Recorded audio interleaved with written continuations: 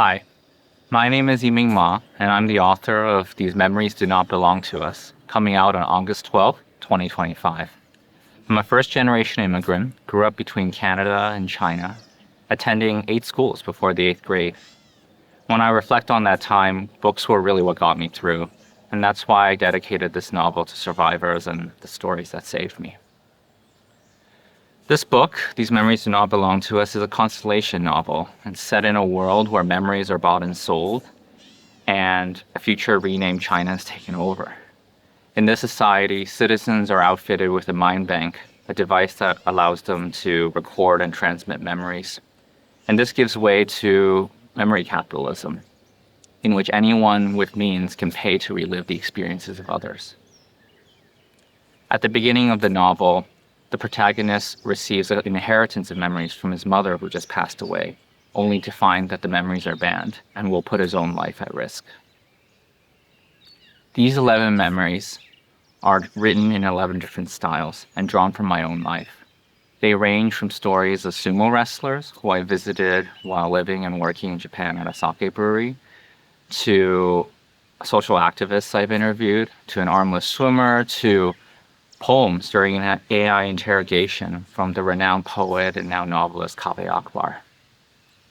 In the end, the narrator becomes determined to release these memories from his mother to the world at all costs, even if it means losing his own life. These days, the themes of survival, collective memory, and resistance seem more important than ever. I feel honored to read a few excerpts from the opening of my book for you.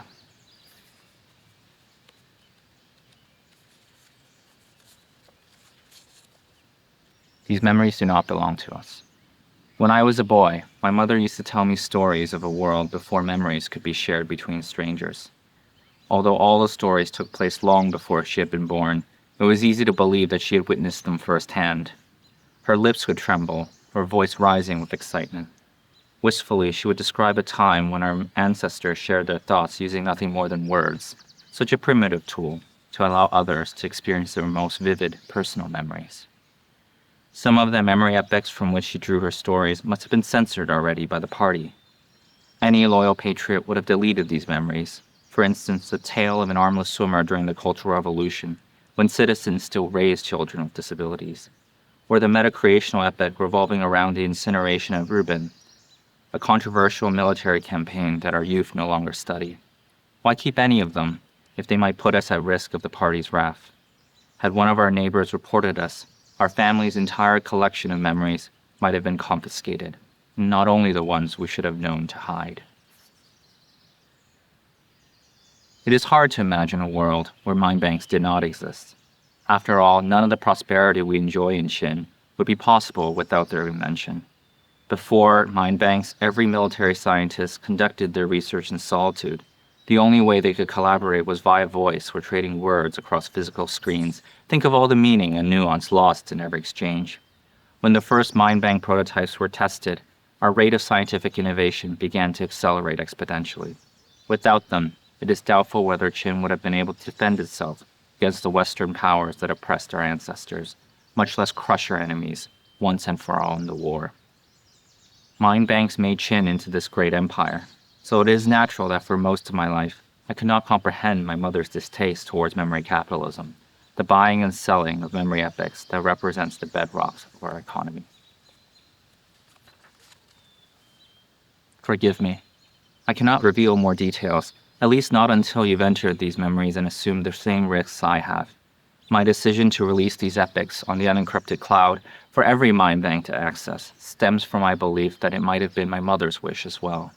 She taught me that certain stories were too valuable to hoard, the way powerful families did to preserve their assets and influence across generations. Rather, we have a collective duty to share them freely for the good of our society. Should you decide to enter, do not be afraid to engage with these stories in any order. Embrace your freedom. There is no need to reproduce the precise cadence in which she told them.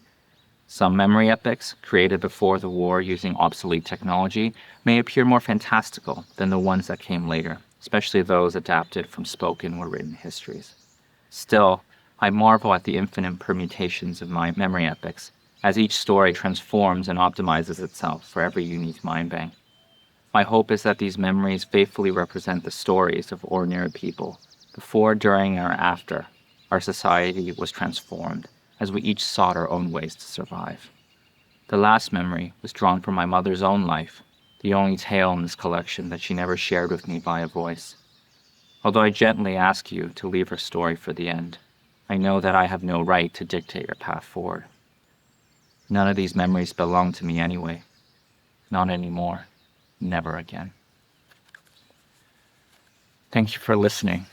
The book is These Memories Do Not Belong to Us, and I hope you can show some love for this crazy Constellation novel.